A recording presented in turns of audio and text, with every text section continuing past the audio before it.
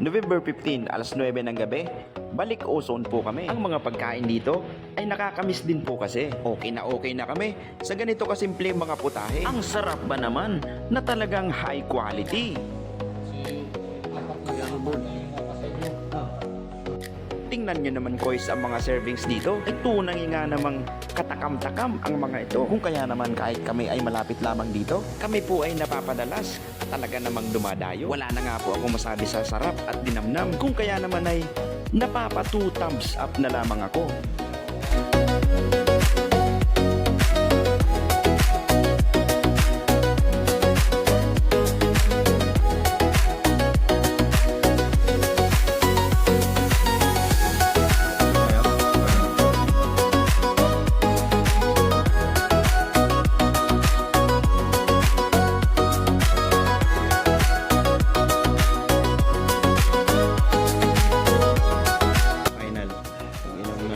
Tubig na may halaman.